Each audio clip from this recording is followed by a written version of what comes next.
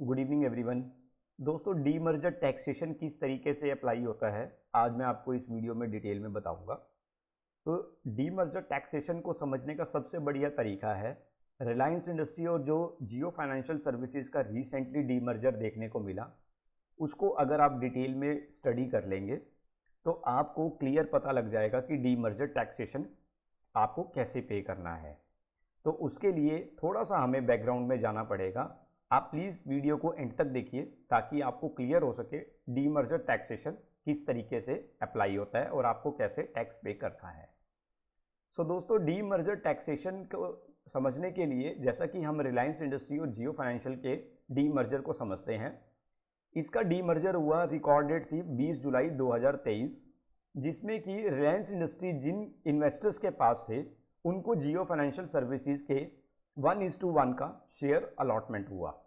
अभी अगर आप इसका सही मायने में एक्विजिशन कॉस्ट निकालेंगे रिलायंस इंडस्ट्री का और जियो फाइनेंशियल का, तो उसको समझने के लिए सबसे पहले ये समझिए कि रिलायंस इंडस्ट्री में जो जियो फाइनेंशियल सर्विसेज का जो होल्ड था वो था 4.68%।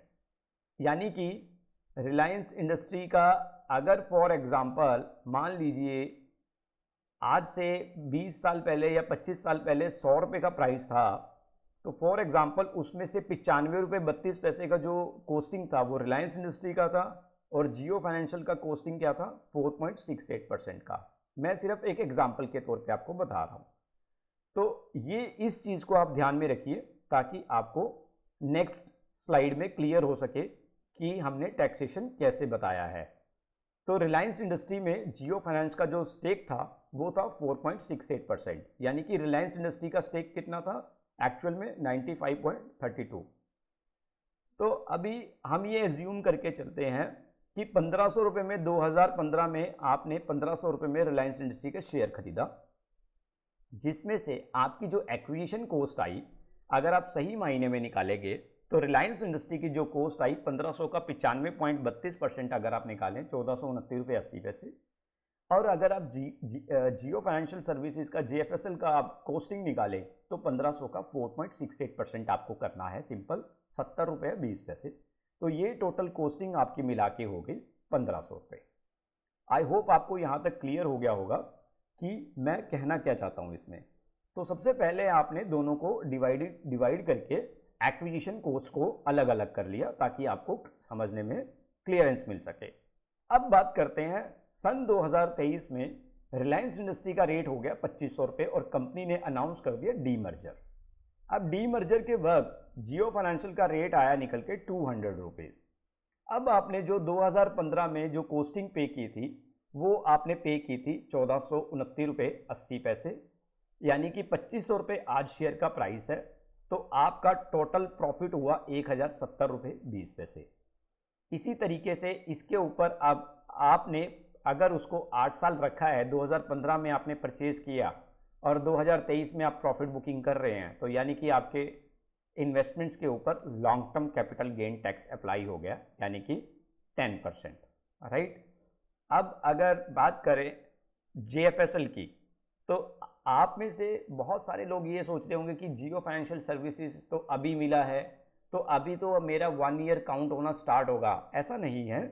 इसमें क्या है कि जैसा कि मैंने आपको बताया 2015 में ही उसका जो एक्विजिशन कॉस्ट था वो था 4.68%। तो 4.68% के हिसाब से उसकी कॉस्टिंग निकली थी 70 रुपये 20 पैसे। आप उसी समय पे कर चुके थे।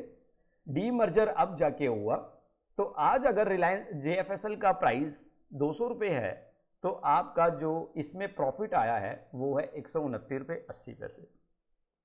सो इसके ऊपर भी आपका 10% के हिसाब से long term capital gain considerable होगा।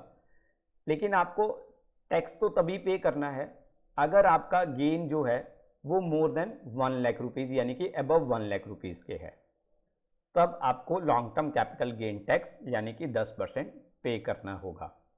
सो दोस्तों, ये एक सिंपल सा डीमर्जर का टैक्सेशन मैंने आपको एग्जाम्पल के तौर पे बताया कि किस तरीके से आप डीमर्जर, जब भी आपके पास कोई भी स्टॉक होल्ड पड़ा है और उसमें कंपनी ने डीमर्जर अनाउंस कर दिया, उसमें किसी और कंपनी का स्टेक था, तो आपको टैक्सेशन जो है वो उसमें लॉन्ग टर्म ही देना होगा, अगर इन केस आपका जो होल्डिंग पीरियड है that is more than 365 days, right. तो दोस्तों उम्मीद करता हूं कि आपको इसमें मेरी वीडियो में क्लियर हुआ होगा कि डीमर्जर टैक्सेशन कैसे अप्लाई होता है।